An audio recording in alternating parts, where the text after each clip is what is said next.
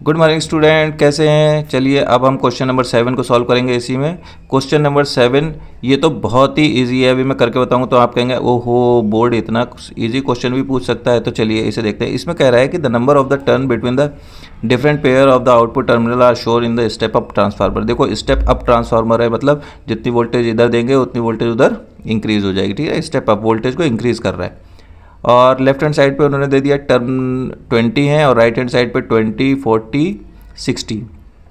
तो इसका क्या मतलब है 20, 40, 60? इसका ये मतलब है कि यहाँ से यहाँ तक अगर हम टर्मिनल कनेक्ट करेंगे तो हमें 20 टर्न्स के बराबर वोल्टेज मिलेगी। यहाँ से यहाँ तक तो हो जाएगा 20 और 40 कितने हो जाएंगे 60, तो 60 टर्न्स के बराबर वोल्टेज मिलेगी। और यहाँ से यहाँ तक कनेक्ट करेंगे तो हो जाएंगे 120, तो 120 टर्न के बराबर हमें वोल्टेज मिलेगी। ठीक है, और यहाँ से यहाँ अगर कनेक्ट करेंगे तो ये हो जाएंगे 60, 40, 100 टर्न के बराबर। तो ये टर्न का नंबर दिया हुआ है, उन्होंने कनेक्शन दिए हुए, हमें फाइंड आउट करना है कि कितने number of turn right hand side पर हमें होंगे।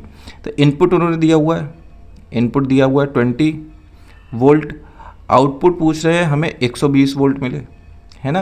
तो हमें कौन से टर्मिनल से लेके कौन से टर्मिनल तक कनेक्ट करना है। तो बेसिकली यहाँ पर हमें फाइंड आउट क्या करना है, number of turn find out करना है, बस और कुछ करना ही नहीं है। तो number of turn, input voltage पता है, आउटपुट वोल्टेज पता है, नंबर ऑफ टर्न इनपुट के पता है। अब कुछ नहीं करना है, डायरेक्ट फार्मूला हमारे पास इसके लिए है। और डायरेक्ट फार्मूला क्या है, EMF of the secondary voltage, EMF of the primary voltage equal to number of turn in secondary voltage, number of turn in primary coil, है ना। तो इधर मैं ड्रॉ कर दे रहा हूँ ये डायग्राम इस तरीके से, ऐसे करके। ये है 20 टर्न और यहाँ पर 20 टर्न और वोल्टेज भी है 20 वोल्ट, और राइट हैंड साइड पे जो है वो इस तरीके से कॉइल दी हुई है। एक कनेक्शन यहाँ है, एक कनेक्शन यहाँ है, एक कनेक्शन यहाँ है, एक कनेक्शन यहाँ, PQRS। अब हमें पता करना है, चलो वैल्यू रखते जाओ, कुछ करना ही नहीं है इसमें।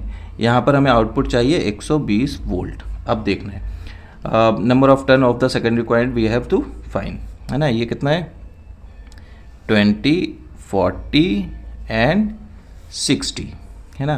तो सेकेंडरी कॉइल की वोल्टेज हमें कितनी चाहिए 120 volt, 120 volt upon primary coil में वोल्टेज कितनी है 20 volt.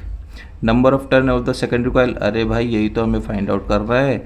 Number of turn in primary coil 20 turn, सीधा 20 से 20 cancel out, number of secondary coil turn must be 120।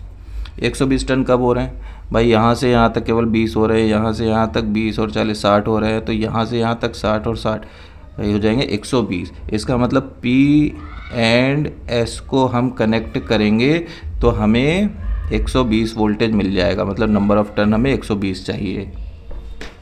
चलिए अब हम ऑप्शन देखते हैं। इसमें ऑप्शन कहाँ से कहाँ तक दिए हुए हैं, P एंड Q, P और Q पॉसिबल नहीं है, Q एंड S तो आपने देख ही लिया, P एंड S। इसका मतलब P से लेकर S तक सारे नंबर ऑफ टर्न लेने पड़ेंगे, P and S। Option D is correct, option D is correct.